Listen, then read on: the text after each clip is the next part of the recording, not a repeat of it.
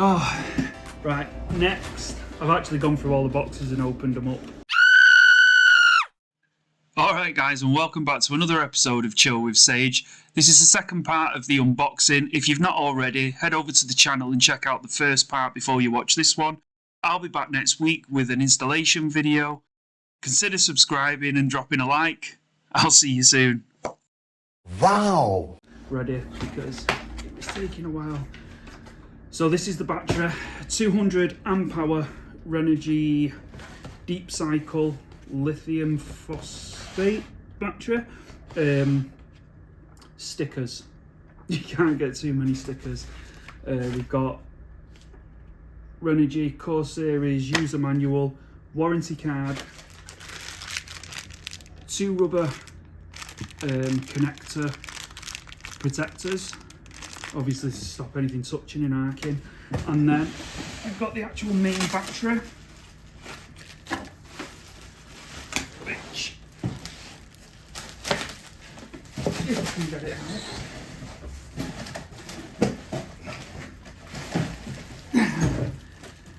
conveniently has these 2 handles on, connected with rope, which makes it a bit easier to handle. So you can see there, deep cycle lithium iron phosphate 200 amp battery.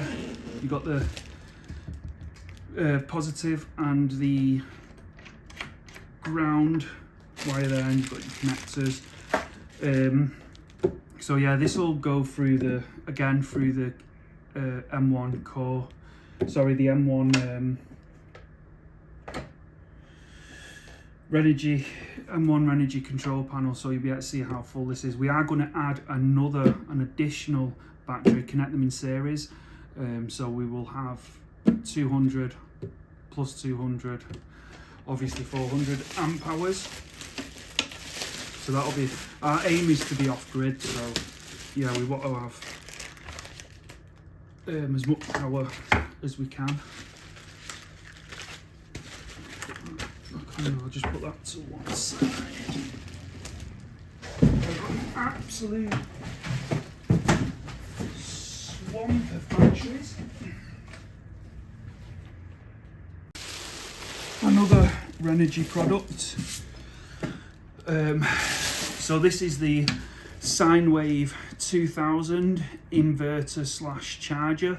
So this is responsible for taking the 12 volt power, turning it into, in our case, 230 volt or 240 volt UK power, and that allows you to, anything that runs like household appliances, for example TVs, hair dryers, that'll allow us to plug straight into them.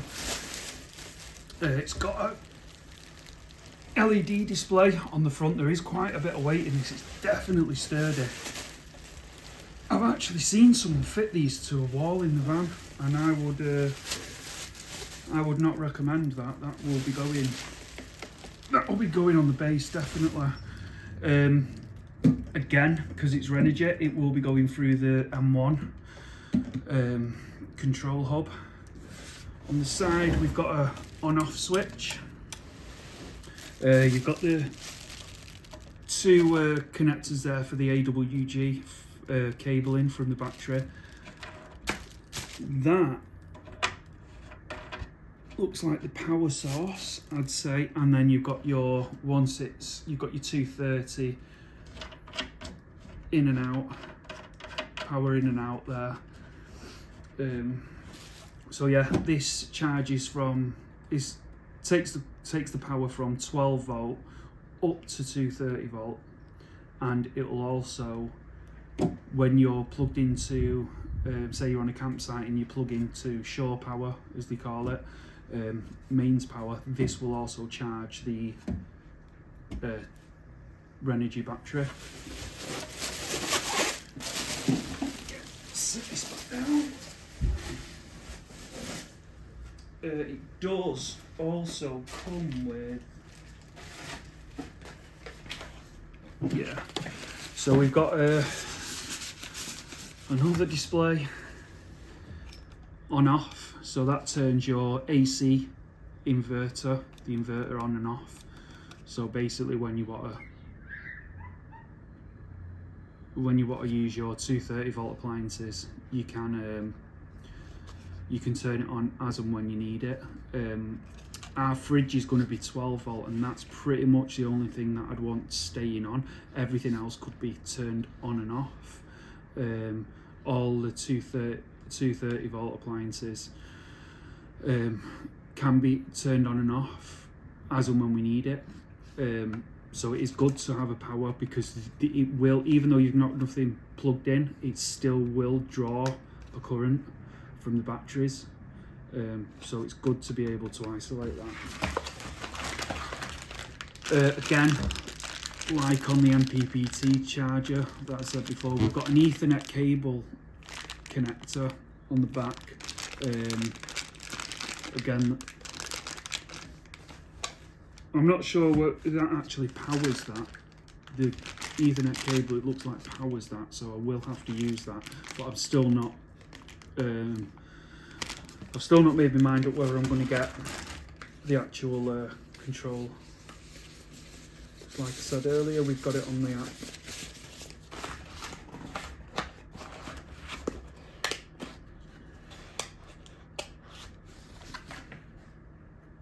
And you also get temperature sensor. You see the little probe there. Warranty card, manual, stickers. You can't get enough stickers. And a dear valued customer support card. Hopefully we won't need support, but it's good to have. Next up we have the Truma electric hot water heater, or I should say water heater. It is 230 volts this, so this will run via the inverter. That's why it's got the three. You got your earth, your live and your neutral. On the back here you've got your cold inlet and your hot outlet. You see, it's just basically stainless steel heater. Super light though. I mean, I'm sure obviously it'll be a lot heavier once the 14 litres of water's in it, but on its own that is super light. The reason we went for, because I'm actually a heating engineer, so yeah, I'm used to getting installing instant hot water, i.e. a combination boiler. But the reason why we went for stored hot water was because with us only having two methods of fuel in the van, we're going to have electric and we're going to have diesel. The reason I didn't want a gas one, because one, it's something else to worry about and to go and get from suppliers or finding filling stations. To the safety aspects of it, it was something less to worry about. The main reason why I went for stored hot water is because when you're traveling from A to B, your batteries are going to be charging. So if you can have the hot water heating before you actually get to your destination, that means it's going to be being heated via it'll be coming from the batteries, the house batteries, but then batteries will be being charged up from the alternator from the actual starter battery on the van. So rather than getting to your destination and then having to draw power to get hot water, it means that when you get to the destination you're already going to have hot water. That means that whatever battery power you've got left on the house battery will be able to be used for cooking, watching TV, or I don't know, listening to music, whatever you're going to do once you get to the destination. So that is why I went for stored hot water, and it also gives us an extra 14 litres on top of the water tank, which will hopefully, I've not ordered the water tank yet, but I'm thinking I'm going for around about 160, 70, maybe 200 litre. Yeah, I'll have to check the sizes out and see how much room is in the back. But yeah, that is the Truma hot water heater. and it does come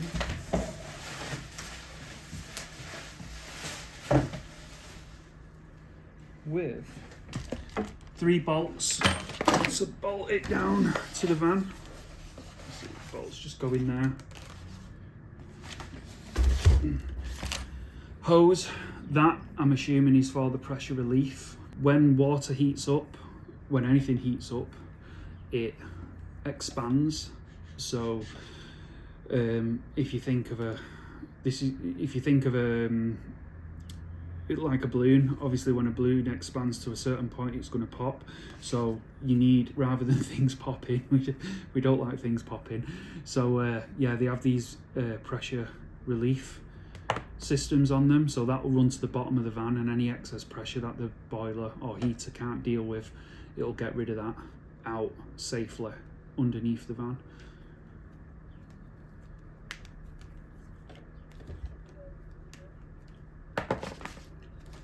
Manuals, installation, user, and that is it for the Truma electric water heater. Next we have the diesel heater. So again, with the same for the same reasons that we chose not to go with gas hot water, we wanted a diesel heater, so we've only got the 2 sources of fuel to worry about. Fuel tank, it's good to have a separate fuel tank for your diesel heater, because obviously you don't want to starve the van of fuel. Say for example, you leave the heater on all night by accident, wake up in the morning, you're not going to have any fuel left. However, I'm probably not going to use this. I'm going to go straight into, or I'm thinking it's either going to be one of 2 things. I'm going to go straight into the actual tank on the van, or I'm going to get a secondary auxiliary tank, fuel tank, and I will go into that, and that will be filled via the main tank. Whichever way I do it, I will be putting the connector to the main fuel tank. If you can imagine, this is the main fuel tank. I'm going to put the hose slightly higher so it won't be down to the bottom, because obviously you don't want to wake up in the morning and find that your heater's stripped your fuel tank of diesel. So yeah, if you put it slightly higher, that means that once the level drops, obviously it's not going to suck everything out and you're going to be left with no fuel. I'll probably always have a jerry can of fuel with me anyway, but even still, I don't want it to be connected at the bottom and bleed us dry.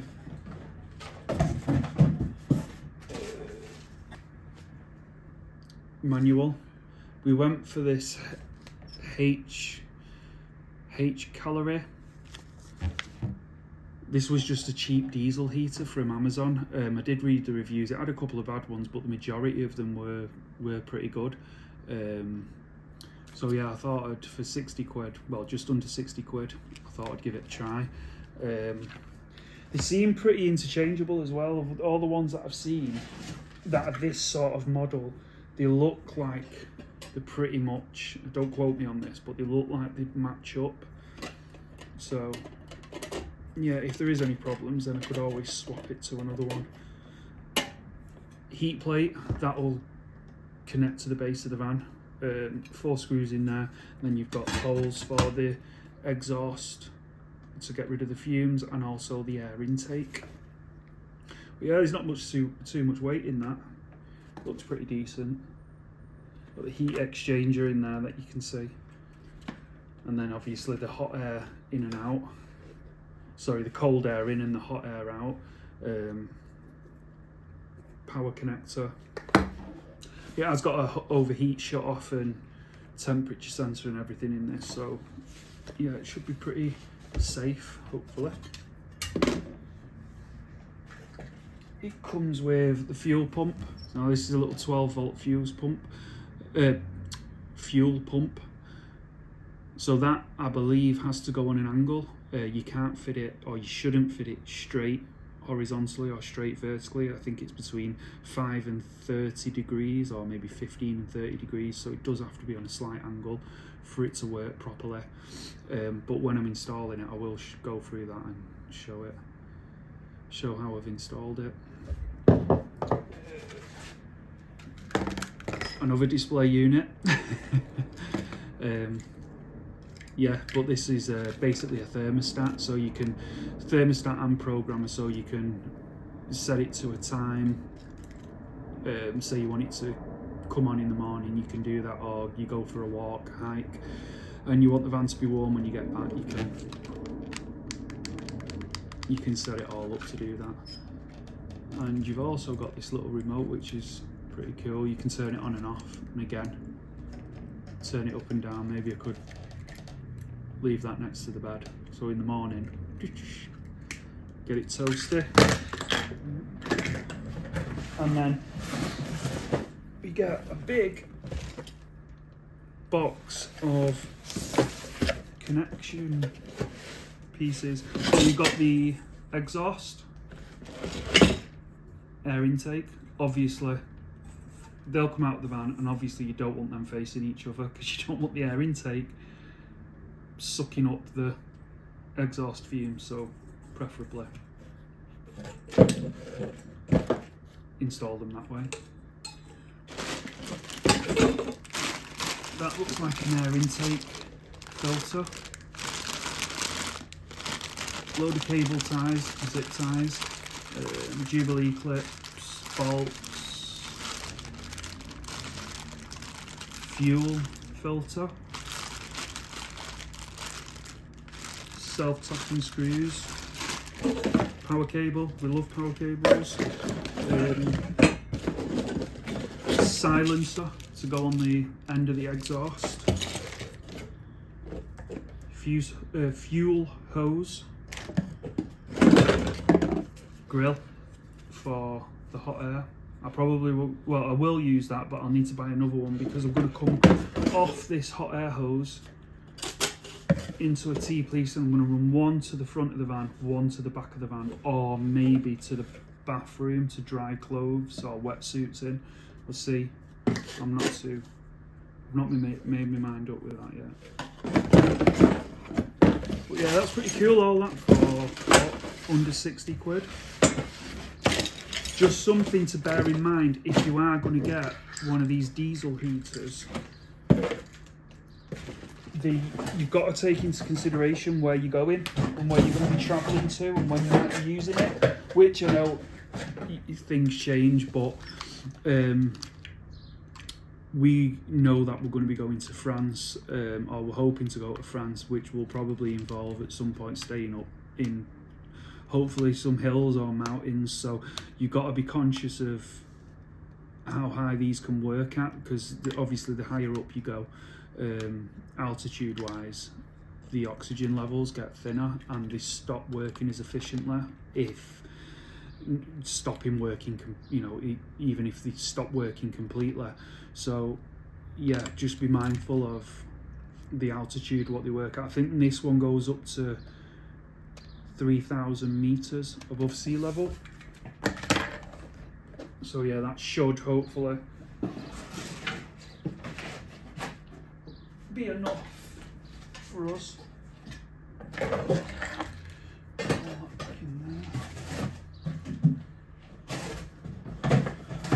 And I think that is it. Yeah. So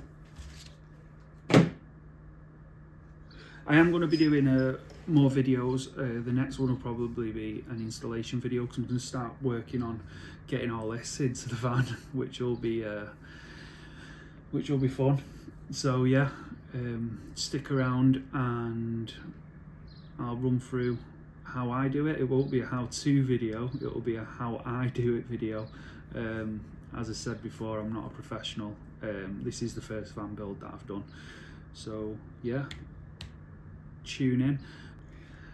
And most importantly, the money saving hack that I promised. So what I found was, certain retailers, they offer a welcome discount code So before you go to the checkout, and say for example when you've chosen the products that you want, before you go to the checkout, sign up with them, sign up to their emailing notification list, and sometimes you'll get like a welcome so much off your first order. So with, for example, I made a big purchase with Renogy. I signed up to their emailing list before checkout, and they sent me a 5% off, which was around about 65 quid off, because in total I spent about, I think it was around £1,350 for the stuff that I've just shown. So with that I got 5% off, so that was around about 60 to 70 pounds off, and it was free postage. So it makes it worth doing the order over two separate orders rather than just the one, because you get your 5% off, but then they also offer a loyalty scheme, so you get points on your purchase. So I think I got about 11,000 points, 11,500 points for spending £1,350. That equated to around about £130 worth of points. So basically it means that this next order that I put in for the solar panels, I'll literally be getting a solar panel for free, because I think the solar panels from Renogy for a 200 watt solar panel, it's around about £130. So that solar panel, those points will be used to buy the solar panel, or one of the solar panels. So yeah, two things: always sign up to the website before you actually make the purchase. Wait 5 minutes and see if you get usually you'll get it through quite quick. You might get a welcome discount code sent through to your email. And secondly, if you have loyalty, if they offer loyalty points, maybe split your order, depending on whether they charge for delivery. Split your order into two. So I'm not going to be using the solar panels for a good few weeks yet, and I didn't want them lying around the house, so I thought if I order the first lot, free delivery, and then I'll use my points to buy the solar panels, and yeah, in effect I'm literally getting one free. I think by doing this method I've saved around about 180 quid to 200 quid. So yeah,